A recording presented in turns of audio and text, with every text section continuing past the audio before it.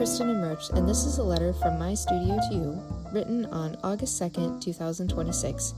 If you'd like to read or listen to the other letters I've written, visit me at kristenmroach.substack.com. Curious about the artwork mentioned in the letters I write to you? Visit my online shop/portfolio to purchase prints, stationery, and originals at kristenmroach.com. My newest collection from White Rock Residency is now available. And now that housekeeping is done, how are you?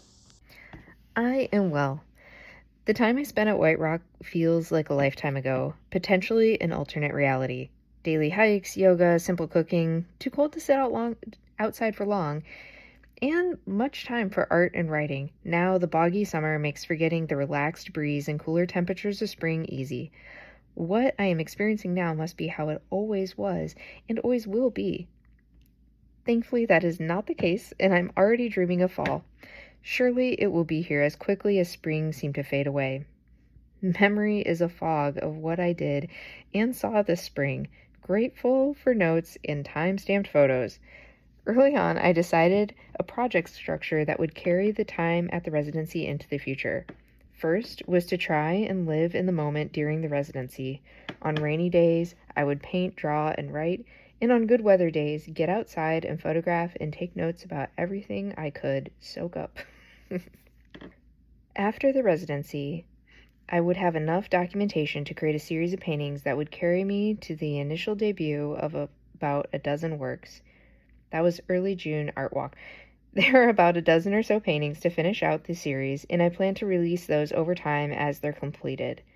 And that ongoing work has kept me tied to my time there, and it's been a real delight revisiting the days of a simpler version of myself, unencumbered by daily life and able to focus on the beauty of the moment and the time to follow creative impulses as they occurred. I had the best timing for my stay, the spring ephemeral season.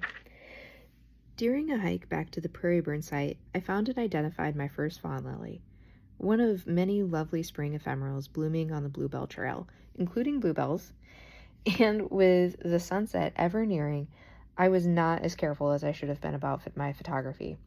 It ended up being one species out of many different types of fawn lilies, and what type became the crux of the issue with this plant. Initially, I thought I had no problem with the help of a plant ID app called Picture This, but a little more digging and it quickly became apparent that finding this specific plant would take more than AI telling me what was what. The main confusion came from fawn lilies also being referred to as trout lilies, and there were overlapping common names for multiple types. I think, to the best of my ability, its Latin name is Erythromium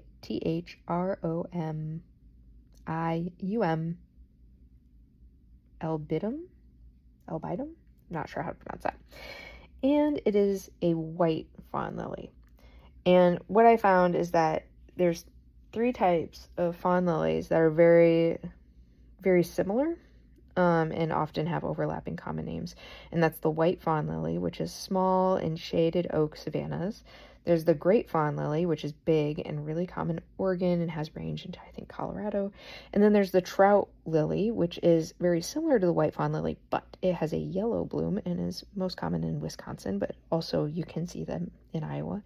And then the prairie fawn lily, which has no red blotches on the leaves, and you find it in the prairie and it has more like full sun. So taking multiple days of after-the-fact research,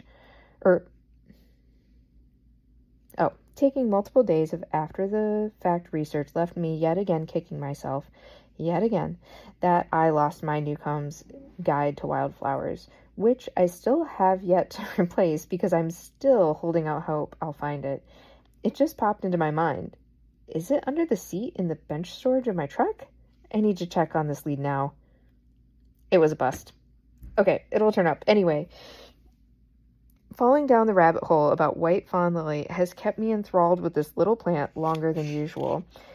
Untangling the fact from fiction took many enjoyable hours poring over other naturalist field notes, scientific studies, specimen slides, consulting ID keys in community forums, and in the end, the very best I can say is I'm fairly certain the plant I painted is a white fawn lily. Most likely.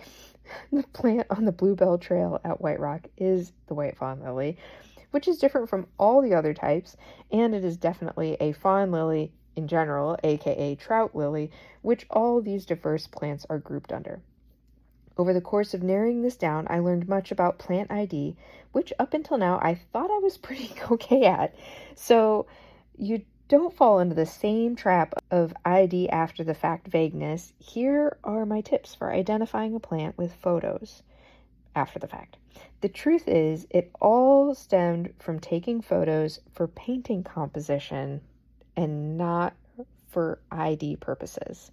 So, plant ID photo tips. Get a picture of the plant overall from above, overall from the side, show the leaf shape and veining, show underside of the leaf, show where the leaf connects to the stem, and then the flower, look into the center so you can see inside of it and like the pattern of the petals, the flower showing the petal pattern, flower from the side, and where it is growing, the like overall picture where it's growing, what it is growing with, like what are its companion plants, and then some journal questions if you want to write about it is it a single plant or cluster? What's the soil type and moisture level? I didn't write this down, but the sun, like is it shade, partial shade, full sun? And then what's the general biosphere, like i.e. is it a tall grass prairie versus like say an oak savanna? As usual, every plant I get to know through painting ends up teaching me something. The white fawn lily taught me a better process for working in the field, researching plant species, and the traps of being too reliant on non-vetted information, i.e. AI. I'm grateful for these lessons. Have you ever seen a white fawn lily? What's the story of finding it for the first time, or a memory that you associate with it when you think of a fawn lily?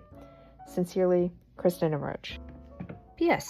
Enjoy listening to today's studio letter? Visit kristenmroach.substack.com to see the handwritten and illustrated letter this reading is based on. And for my portfolio and online shop, visit kristenmroach.com. If you're a paid subscriber, thank you. You really make this work emotionally and financially viable. There's a new zine in the Craft Leftovers archive just for you. Not a subscriber yet?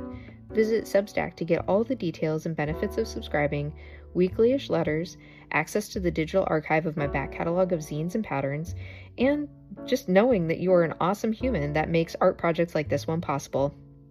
Until next time.